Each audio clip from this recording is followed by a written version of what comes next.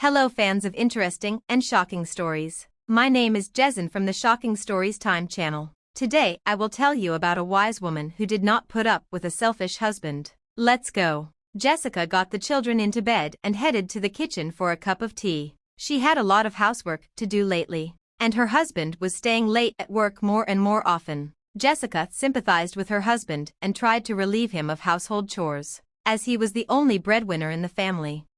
Immediately after the wedding, it was decided that Jessica will be engaged in the house and raising children, and Harry will provide for their well-being. Gradually they had 3 children, and at each new birth Harry was immensely happy and stated that he was not going to stop there. Jessica, on the other hand, however, was tired of the endless diapers, feeding and lack of sleep. She decided it was time to give herself and the kids some attention while Harry was coming home already late at night after a fun party. When she asked him why, he replied that they were so exhausted from taking care of the kids that they decided to relax and go out. "Oh, you poor thing," Jessica smiled. "Come on, I'll make you something to eat." He said he had lost his appetite and would rather go straight to bed. The March 8th holiday was approaching and Jessica asked her mom to take care of the kids so they could go to the mall and celebrate the holiday in a special way, a romantic dinner for the 2 of them. The mom agreed to take the kids to her house. Besides groceries and gifts, Jessica decided to buy something for herself. She had long felt uncomfortable not buying anything for herself and didn't want to ask her husband for money. However, she didn't have any clothes or a suitable outfit for a special occasion. Her last purchase for herself was a homemade suit that was not at all suitable for the evening she had planned. Jessica headed to one of the clothing stores and began trying on several dresses. As she was just starting to try on the second dress, she heard her husband's familiar voice and voices coming from a neighboring fitting room. "I already want to take it off you," her husband replied. "I'm so horny. Better pick out something for your wife." Why should she? She's all immersed in taking care of the kids, and the kids don't care what she wears. The important thing is that they're fed, changed and their toys put away. I'll give her a multivarka or a bread maker. Keep her happy. Jessica felt a cold wave sweep over her. She tried not to make too much noise, so as not to attract attention, and continued to try on the dress, listening to the conversation from a neighboring fitting room. And if she asked why he spent such large sums on a multi-cooker and bread maker, she wouldn't get a satisfactory answer. Physics. Girl. Jessica worried and began to make excuses. "Why do I have to report what I spend my money on? I'm working. She stays at home and takes care of everything, and I allocate a certain amount to the household. And that's enough. Let her say thank you." The voices from the adjoining fitting room grew farther away. Jessica cautiously peeked out of her fitting room and saw her husband standing nearby.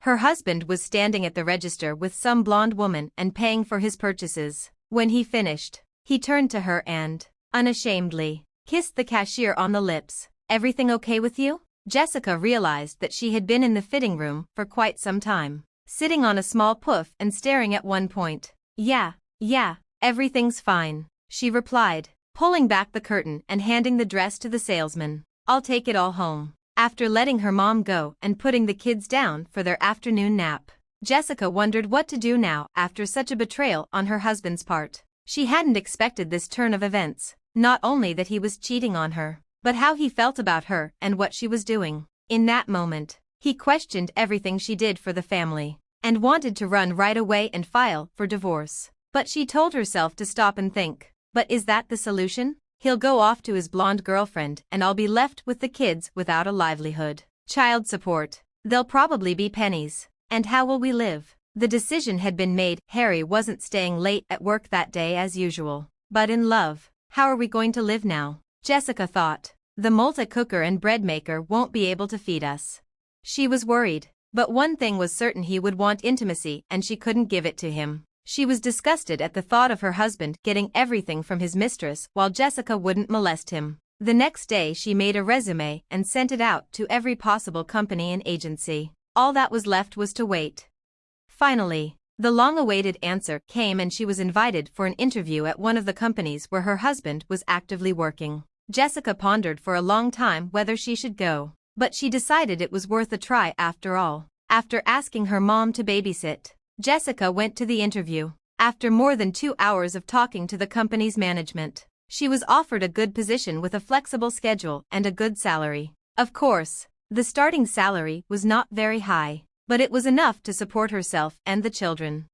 Jessica returned home full of happiness. Her mother, seeing her daughter in such a state, started asking her questions. "Is Harry cheating on me?" exclaimed the woman joyfully. However, deciding that her daughter was just temporarily insane, her mother took her by the hand and sat her down on the couch. Jessica began to recount everything she had heard in the fitting room of the store. Her mother listened to her and asked what she was going to do. "I'm going to file for divorce," Jessica said, "and I've already found a job with a free schedule. I'm going to apply for daycare now, and once all my kids start going there, I'll be working full-time. I won't discourage you," the mother replied. Betrayal should not be forgiven. "I think this is just the beginning. He doesn't feel responsible for his actions, and you can handle the children on your own. But I will help you." "Thank you, Mom."